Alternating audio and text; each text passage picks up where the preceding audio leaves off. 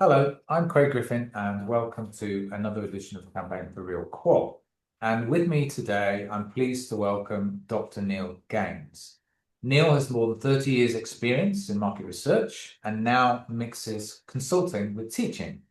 His expertise is in psychology and sensory science, and he applies this expertise to branding, culture, and more recently to sustainability. So today we'll be discussing what I think is a very important paper from researchers at Harvard University discussing the Western bias in LLMs. And I think many of us are aware of this bias, but in my opinion, we're not really discussing this enough and what this actually means. So we're obviously exploring the tools, embracing them, finding them very useful in various aspects of qualitative research. But the bias, in my opinion, we've sort of kind of accepted. And maybe today I just want to have a conversation with Neil about this bias and what it could mean for qualitative research. So that'll be our topic today. So let me just give you a very quick overview of the paper. So the paper argues that, of course, we live in a world that's culturally, linguistically, and psychologically diverse, but large language models acquire what is called in the paper a weird psychology. So obviously weird is spelled W-E-I-R-D, and the weird in this paper is used as an acronym to stand for Western, educated, industrialized, rich, and democratic. So that's a very clever acronym. I'm just going to share my screen now because I just want to share with you one diagram from this paper. Hopefully, Neil, is my screen showing the diagram now? Yep, I can see Yeah, it. okay, great. So, yeah, just for those not familiar with the paper, so this is a diagram from the paper, and it shows the correlation between ChatGPT, I think, which was the language model used for this paper, and humans. And we know that the language models have been trained, obviously, on all the available data, and there's bias in that data towards English language and who produces that content. This is a very nice diagram to show that actually culturally, large language models behave in a way closest to the US. So that's the sort of the index point at the in the top left-hand corner. But then the paper plots all the various other countries to show the cultural distance from the United States. So those large language models behaving very similar to the psychologically to the US, but actually there's a lot of countries there that whose psychology is very different. Neil will explain more on this shortly, but you can see the issue here. Certainly, Neil and I both live in Southeast Asia and a lot of countries in our region, as you can see there, Philippines, Indonesia, Vietnam are culturally very different from obviously from the US and other Western industrialized nations. So I thought that would be useful to share just as a sort of backdrop for our conversation. Um, Now, I love the fact that the authors have come up with this kind of weird acronym. My background's in social anthropology, and one of the things we like to say in social anthropology is that anthropology is about making the familiar strange and the strange familiar, and this acronym fits really well with this idea. So I absolutely love that. So Neil, the paper shows that AI models tend to reflect these weird populations: Western, educated, industrialized, rich, and democratic. Can you walk us through some of the main ways that people in weird societies think differently from others and why those differences matter when we're doing qualitative research? Okay, Craig. Thanks for the introduction. Yeah, the weird acronym, by the way, goes back about 2010. Um, when the kind of one of the authors actually noticed how biased psychology and other science were Mm. towards Western cultures. And most of the concepts in psychology were essentially developed in the countries he calls weird. So what is weird? Well, it stems from the development of Christianity, and especially Catholicism, um, moving away from kind of kin-based societies towards more open societies and towards more essentially more commercial kind of mindset. Um, and he's written a whole and pretty lengthy book about it.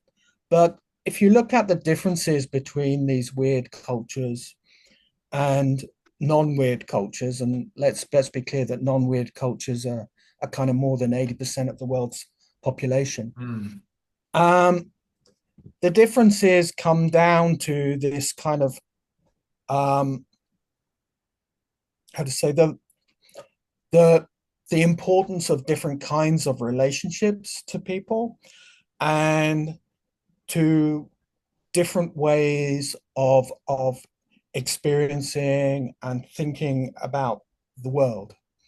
So one of the things in the paper you'll see is they talk quite a bit about the difference between analytical thinking and holistic thinking. Mm. So weird societies tend to have this more analytical approach to thinking. So it's kind of more linear way of thinking, goes back to Aristotle, and this kind of very logical way of processing information, Mm. um, where you can't be two things at once, let's say. Whereas in non-weird societies, there's much more comfort with sort of ambiguity in the world. And that's what's called holistic thinking. So it means that the fact that something, well, let's pick on yin and yang Mm. as a very obvious example of this idea that two things can be true, two opposite things can be true at the same time. And that then is reflected also in the way that different cultures pay attention to the environment and to context versus focusing on specific objects in the environment. And I think that's something that I saw your interview with Kun Orm Mm. recently, and she talked about high context and low context cultures. So high context cultures are essentially cultures where a lot of communication is based on context Mm. and not just on what's actually spoken or written. So that's a big difference. Then there's obviously this sort of difference between individualistic and collectivistic types of society, where, you know, again, that goes back to this the importance of kin based relationships versus just everybody else.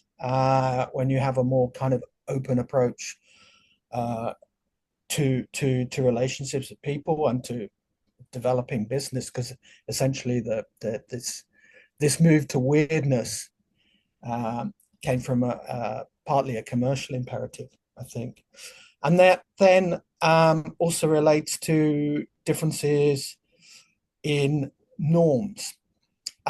So in non-weird societies, norms are much more important because it's much more important to pay attention to what other people think, Mm. as well as to what you yourself are kind of focused on.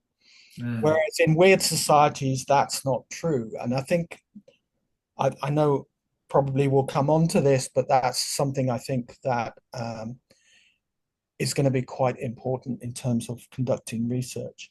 Um, Mm. and another concept that people might have heard of is the idea of locus of control. So Mm. in weird societies, the locus of control is much more internal. It's much more focused on the person. Yeah. Whereas in non-weird societies, people have much more of an external locus of control. So they're paying much more attention to the environment and to relationships and to context. Mm. Sorry, that was quite long. No, no, I think there's some key sort of I mean, we know working in this region, the importance of context. We're in a collectivist society, and therefore, what people say and do is tends to be in the context of important relationships to them. The idea of the individual self. I think a country like Japan probably takes that to the extreme where certainly I remember in anthropology, the idea of an individual self detached from society is just doesn't really exist. So and then this locus of control, which I think again is the extent to which we're governed by our external environment in what we do and think. What so those are some important sort of differences. And how do you see that those when we're doing a qualitative project in, say, Southeast Asia compared to, let's say, Western Europe, what how does that play out in the way that we may want to approach that project? Um, it in all sorts of ways. So obviously you need to understand the environment and relationships more than maybe you would do in other countries. You need to pay more attention to body language and the non-verbal reactions of the people that you're interacting with. You need to pay more attention to norms Mm, and the norms in the region or the country that you're working in, because this can be, these can change even regionally, as we know. We both live in Thailand, so if mm, you're in Bangkok, it's a little bit different from when you're up country, yeah, in Thailand, uh, mm, and the norms would be different, yeah. So yeah, you need to be aware of all of these things, and then um, that's going to shape uh, where and how you would talk to people and how you would interpret kind of their responses. Yeah. yeah, yeah. I think it that would sort of sit with kind of how I see the way we approach qual is it's not just interpretation, but it's actually how you design and the kinds of questions you use Yeah. with a full understanding of the norms in a particular market, or there's the strong need for conformity or hierarchy being very present in some markets. All of these govern the way we design the kind of questions we use, but also how we analyze responses. And understand, seemingly contradictions or tensions that we can see between two things that may coexist. So I think, for my sense, the understanding of these non-weird sort of psychologies helps us understand really what's going on. So if we now talk specifically, so obviously a lot of campaign for Real Qual, we've been exploring the use of AI in qualitative research. And I think there's two ways that I want to discuss specifically. One is AI moderation, which obviously has taken hold in the industry, a number of platforms offering AI sort of moderation, and another is AI analysis. These are, I guess, the two broad areas. So if we start with AI moderators, if those moderators are, and I say if because personally I'm not able to say categorically how the moderators have been trained, but let's phrase the question carefully and say if those moderators are shaped by this weird bias, what could go wrong when we use them in markets outside the West? Okay, well, I mean, I think there's no, it's three big issues. One of them, were, as I said, as I mentioned, was discussed by Kun Orm when you talked to her, which is um, they're not aware of all the kind of information that's being communicated, sort of non-verbally and through the context, Yes. uh, and that's a big issue. I think they certainly won't be able to read the non-verbal responses of the people that they're interacting with. And I think potentially there might be a big problem with norms and their understanding of norms. And let's take an example. If you're trained in a based on weird data, to what extent would you understand? Let's pick on Thailand. What are topics that are comfortable for people to talk about, and what are topics that are uncomfortable for people to talk about? Mm. Um, and I think that potentially is quite a big issue. Yeah. Um, Yeah. I mean, and again, uh, the classic example is, there are so many ways to say no in Thailand without saying no. Um, Yes. Yes. Yeah, absolutely.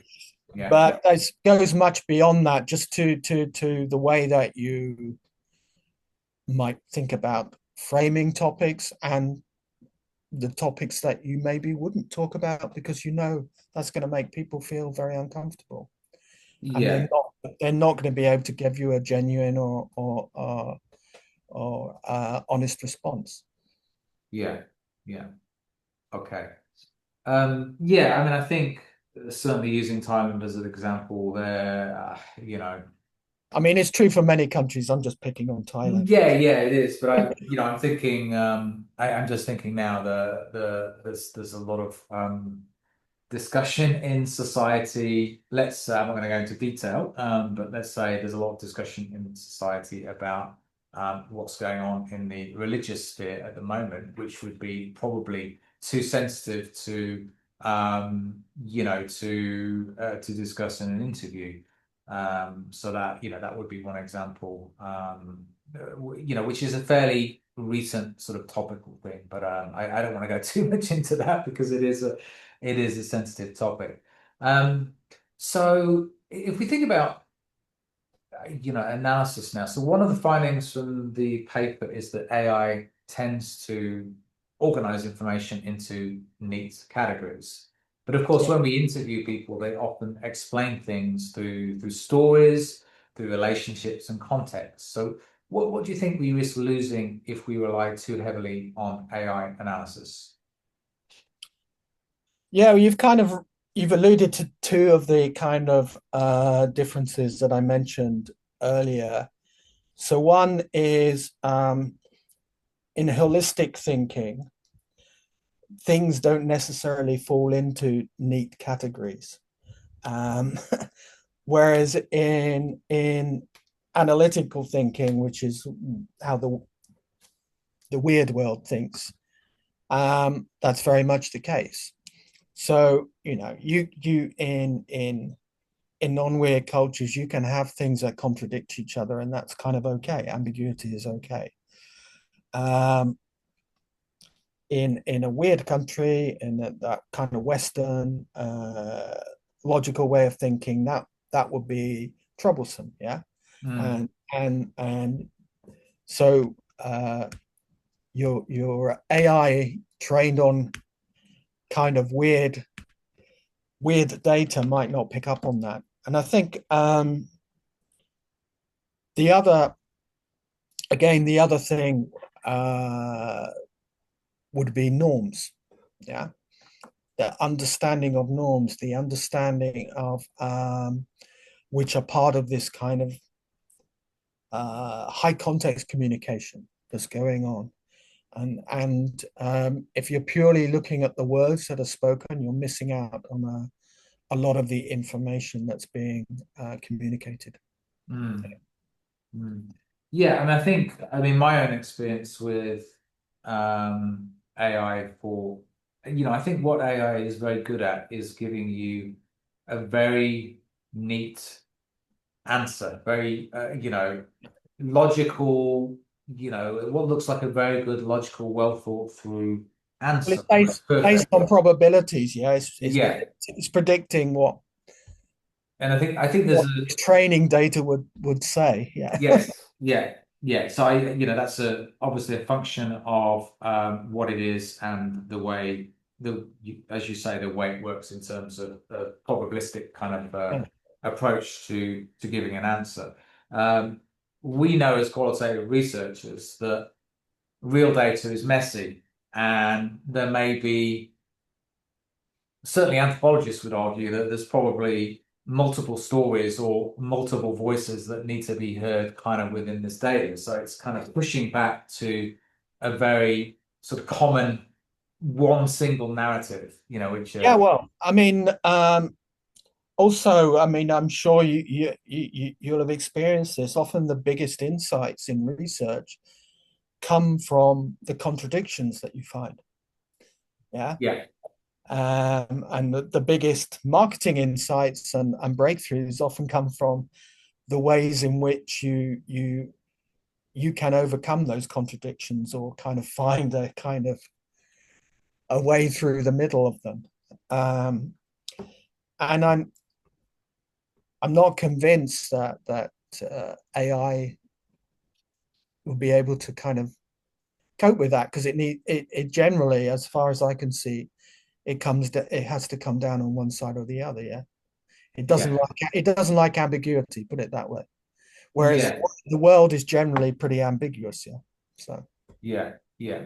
And I mean, I have this question in my mind, and maybe at some point, we can get one of the, I'd love to chat with one of the analysis providers to discuss with them, how they're building their platforms, um, to build in different ways of analyzing data. Because obviously in qualitative research, we have many tools, content analysis, thematic analysis, grounded theory. There's lots of different ways that we can sort of look at our data, and also, as any qualitative research will tell you, quite a lot of art in what we do in knowing what exactly to zoom into and just spotting that kind of nugget of gold, as you say, and that could be attention. That could be like hang on a sec, that person said something totally opposite 20 minutes ago. What's going on here? And that's going to set you off on as we know, then you sort of become a detective. Okay, I need to, what's really going on here? What's happening? Um, and that still feels quite a human endeavor to me.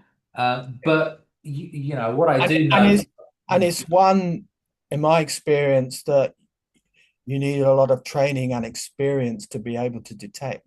So, it, you know, it's something that, and I mean, this is not to dish anyone, but junior level moderators don't pick up on that kind of stuff, whereas the really good moderators do. yeah, Yeah. yeah. I think the very best moderators will be holding so much in their head, and then as soon as somebody says something, they're like, that's interesting, that contradicts, they will be able to, to pivot. And I suppose that maybe comes back to the discussion we have on AI moderators. And again, possibly these are being developed in a way to spot the contradictions. I'm sure they will only get better and better. But I do wonder to what extent they're able to do that. And what I would love to do in the campaign is maybe interview one of the moderator platforms from the analysis platforms and allow them to share what they're doing under the hood to sort of match the way that qualitative practitioners work. because there's various things that we do to to bring out our insights, and yeah, that would be interesting. Okay, I'm just conscious of time, so I mean, what in the camp, what the campaign for Real Qual, it's really been about an exploration of the intersection of AI and qual research. We've been exploring the tension between the efficiency that AI brings and the depth of good qual. I mean, how do you think qualitative researchers should approach AI tools? Do you see them as a threat to doing good real qual, or as a useful co-pilot, or something else? Um, I think it's probably like a useful co-pilot, but I think the maybe my caution for researchers would be to always keep it human and to always make sure that what they're doing um, reflects their human instincts and not just what uh, AI tells them. I could Okay, put it like that. so not to over rely, but Yeah. on AI generated summaries or analysis, but to yeah to be at the steering wheel and to Yeah. use judgment and let human judgment override if there's a clash You between. know, core research, you know, in the end, it's about understanding people. Hmm. Um, Machine learning and these artificial tools can help with the, as you say, with making that more efficient. Hmm. But they're never going to be human. Yeah, So we I mean, just I think we they need can to help. always keep that in our minds. Yeah. I think they certainly help with efficiency, and I think they can also do things that humans can't as well. If they're in my eyes opening up, new possibilities that we didn't have before. So, I think a lot of the AI moderators, which are positioned as qual at scale, is now making possible, 20 country global projects interviewing 100 people in each country at very affordable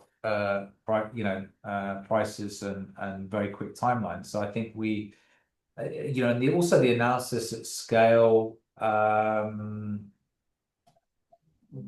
we're obviously limited as humans to how much information we can process, and AI obviously has advantages. So I think the way I personally see it, Neil, is yeah, there are two forms of intelligence. I'm not going to say one is superior or inferior. Some people might say that. I would just say they're different in my view. And they have different things that they're good at, and the combination together, in my opinion, can potentially produce something better.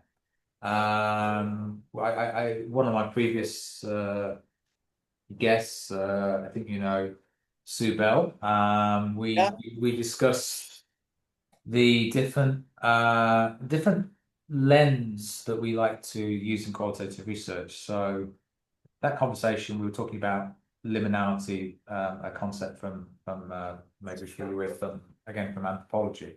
But there's so many concepts and ideas that we can use that maybe we don't have time to use. And what I'm excited about with AI is it is possible to run lots of analysis using different kind of lens and different ideas or frameworks and produce a lot, and then choose what is useful and what is not. So I think it does open up new possibilities as well, and I think that's particularly, for me anyway, exciting.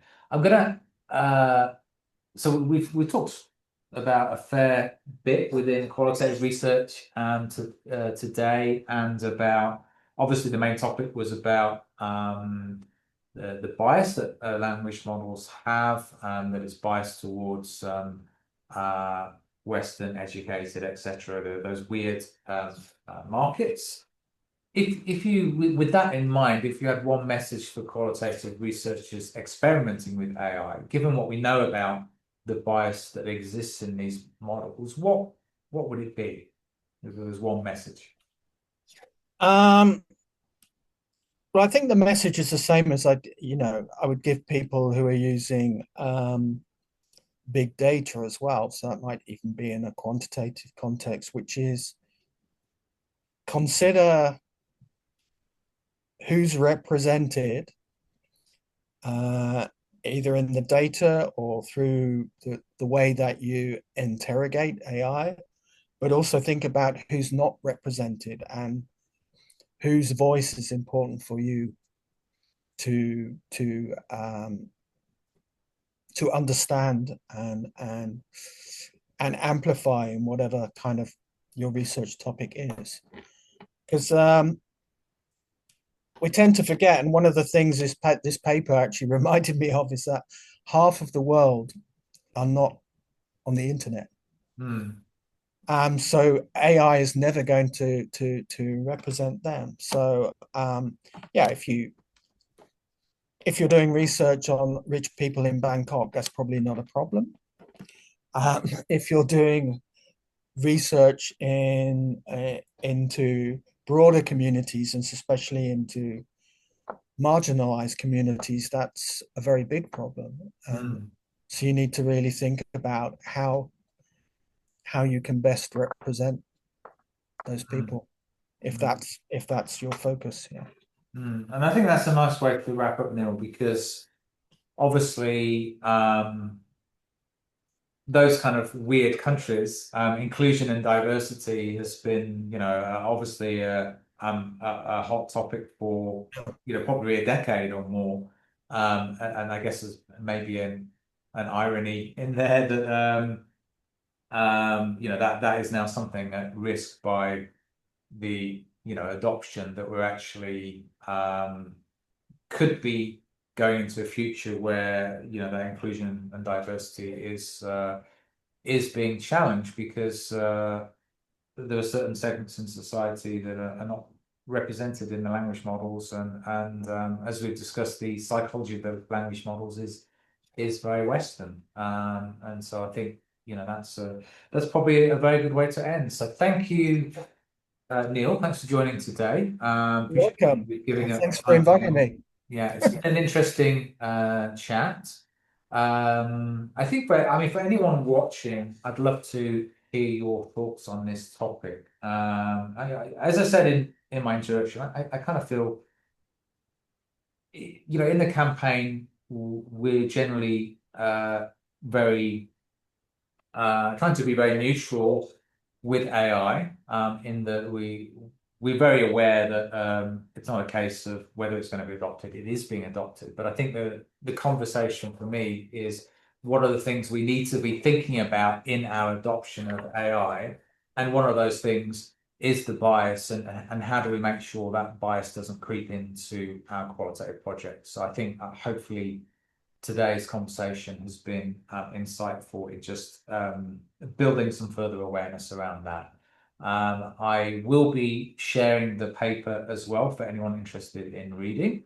I highly recommend reading it. I think it's a very important paper. Thank you, Neil, for bringing the paper to my attention. And we'll close this episode now, and we'll see you in the next episode on the Campaign for Real Qual.